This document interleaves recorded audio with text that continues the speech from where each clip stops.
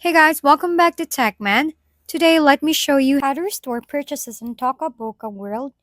To restore your purchases on Toca Boca World, start by making sure you're signed into the same Apple ID or Google account you used to buy your items. Open the game while logged into the correct account and ensure your game or app is updated to the latest version to prevent any errors.